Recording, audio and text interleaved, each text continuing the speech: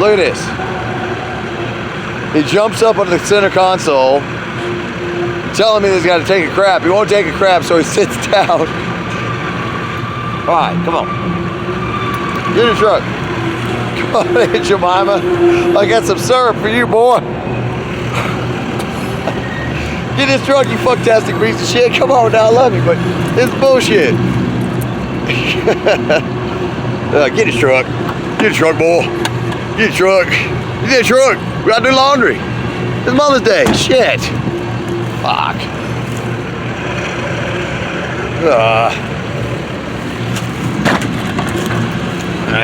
What a life. Anyway, so I got a good story. Okay. So, yeah. I was out at Grand Pass once. As an adult, I was living in South Louisiana in a trailer at the end of the road where we used to launch the boat when I was a kid. And I'm thinking about how Aunt Jemima here, Rex. Come here, Rex. Come here, boy. Come here, boy. Come here. Give that. I was thinking about how he would spaz out completely. Whereas the bird dog / scent hound's like, come on, man, you get your sippy cup. Come on now. Sit, boy. Here's your good boy hat. Don't pee on that. Get your stuff. Okay, so anyway.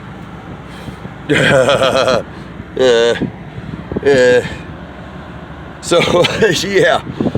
I was standing on top of my bench seat of my boat. And my dog was, huddled up like he usually does. It's a winter night. Great big old swirls in the water in Grand Pass because there's a really deep cut that was dug originally by folks that were trappers, I believe. And it connected 2 lakes in the saltwater bayou, in the marsh. And as I was standing up on top of the boat and it was rocking to and fro, and it was a mud boat, mind you, it wasn't designed for this sort of thing. There's these big swirls, and just like my Uncle Kerry had told me, how fish fins, the dorsal fin, will hit the bottom of your boat if they're big enough, they go underneath. Well, I was on top of the boat, rocking back and forth, and the big swirls of water next to each side of the boat, and the fins, I couldn't see it because it's all black, it's after around midnight. I was talking on the cell phone. I got a cell phone signal that day. I called a family member. I was like, hey man, guess what? He's like, well, I'll worry about you. I'm like, dude, if you could hear this rattling underneath as the fin hits the ridge, big old fish, dong, knocking the boat back and forth, and I'm rocking back and forth, standing up on the dock. Whoa, all right, I'm riding the bull, but it's a boat. Anyway, so yeah, and I compare that to later that year. I stayed for a while on the lake where I was in the city where I was born, the town where I was born, called Natchitoches. Some people call it Natchitoches. And when I was in that trailer full of electronics and computer stuff, a thunderstorm came through, and the lightning strikes were hitting inside the trailer park. Boom! Boom! And I'm in there with a trailer full of electronics. But I remember one day I was catching fish on these yo-yos, and there's only one place I know where them yo-yos are legal, and that's the state of Louisiana. And these yo-yos are little contraptions that are like a yo-yo, kind of like you hit a alligator on the head with when you're a little kid.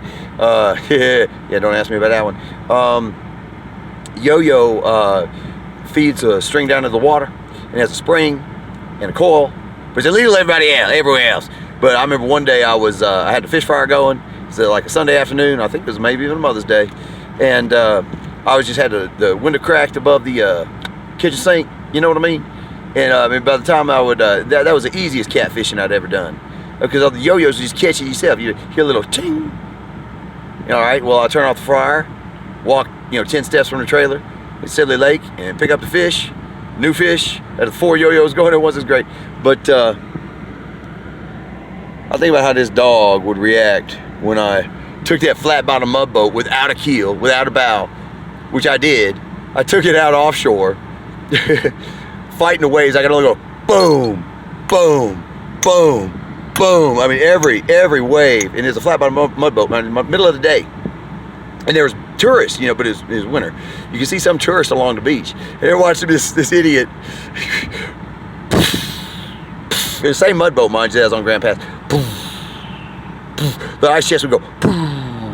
And the lid would come up, and the ice would come out, and the dog was like, whoa! And his big floppy head was like, whoa! And then big fat overweight dog, that obese dog was like, wow! Wow! Wow! He's loving it, man. He was a boat dog. That was Roscoe, my dog Roscoe P. Coltrane. I think about how this wimp would react to any of that. He can't even ride in a truck without crying for his mommy. I love him. He's going to sleep now. All right, time to make some phone calls. Call some female matriarchal figures in my, well, at least one of them, maybe two. Anyway, Thomas Carradome, copyright, my shit, don't steal it. You dig? But you can always copy and share with my permission.